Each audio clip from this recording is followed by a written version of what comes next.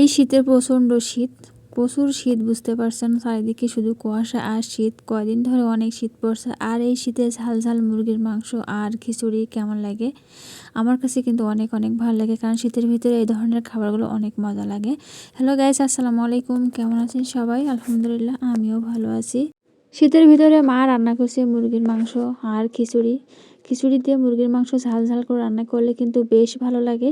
আর আমার মতন কে কে পছন্দ করেন সবাই একটু জানাবেন কমেন্ট করে। আর পোলট্রি মুরগির মাংস আমি একটা বেশি পছন্দ করি না, তারপরে কিন্তু বড় বড় মুরগিগুলো কিন্তু রান্না করলে অনেক মজা লাগে। আর এই পোলট্রি মুরগিটা কিন্তু অনেক বড় ছিল, 4-5 কেজি, 5 কেজি, 5.5 কেজি এমন ওজন ছিল।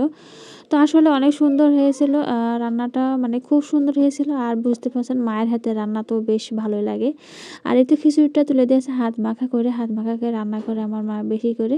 আর এভাবে রান্না করলে কিন্তু অনেক সুন্দর হয়। কালারটা বেশ সুন্দর ছিল এবং গ্রানটা কিন্তু অনেক সুন্দর ছিল। খেতেও কিন্তু অনেক মজা হয়েছিল।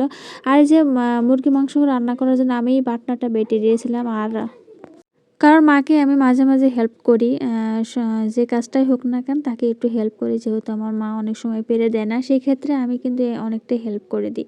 আর এই তো দেশীয় মানে নতুন যে আলুটা উঠেছে সেই আলুটা দিয়ে রান্না করবে। আলুটা একটু বেশিই করে দিয়েছে মনে হচ্ছে। আর এদিকে এই যে খিচুড়ি রান্নাটা হয়ে গেছে, অনেক সুন্দর হয়েছিল। গানটা কিন্তু অনেক সুন্দর লাগে, যেহেতু কোলের ডালের খিচুড়ি, কোলের ডালের খিচুড়ি কিন্তু অনেক মজা লাগে। এই তো মুরগি মাংস রান্না করার জন্য মশলাগুলো সব তেলের ভেতর দিয়ে কষিয়ে নিয়েছি। আমি কিন্তু মাঝে মাঝে নাড়া দিয়ে নিচ্ছি। আমি তো বলছি প্রথমেই যে আমি সব কাজে মাকে আমি হেল্প করি। আর যেহেতু আমার মা কষ্ট পেলে আমার খারাপ লাগে, তার কারণে আমি হেল্প করি সব কাজে। এই তো মশলাটা কষানো হয়ে গেছে, আর মুরগির মাংসটা দিয়ে দেবে এখানে।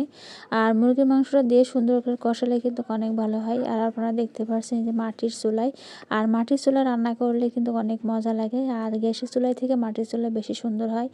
আর গ্রাম এলাকায় কিন্তু প্রত্যেকটা বাড়িতেই কিন্তু মাটির চুলায় রান্না করে। আর মাটির চুলার রান্নাটা মনে হয় বেশি ভালো হয়, এই জন্য আর কি। আর যাই হোক, এই যে মুরগিটা দিয়ে দিয়েছে এর ভিতরে। আর মুরগিটা এই তো ভালো করে নাড়া দিচ্ছে, আমি নাড়া দিচ্ছিলাম আর মা দিয়েছিল মাংসটা। আমি মাকে হেল্প করছিলাম। আর রান্নাটা আমি করতে চাইছিলাম, কিন্তু মা বলছে না আমি করি, তার জন্য আমার মা রান্নাটা করছিল। আর আমি একটু মাঝে মাঝে নাড়া দিয়ে দিচ্ছিলাম। আর এই যে আলুটা দিয়ে দিয়েছে। আর এই আলুটা কিন্তু নতুন আলু, একদম এই প্রথম নতুন আলু কিনেছি। শীতের ভিতরে তো নতুন আলু পাওয়া যায় অ্যাভেলেবেল, তার এই আলুটা কিনে নিয়ে আসলাম। তো যাই হোক, আজকের ভিডিওটা কেমন হয়েছে সবাই একটু জানাবেন। আর নেক্সট ভিডিও দেখার জন্য সবাইকে আমন্ত্রণ। সেই পর্যন্ত সবাই ভালো থাকবেন, সুস্থ থাকবেন। আল্লাহ হাফেজ।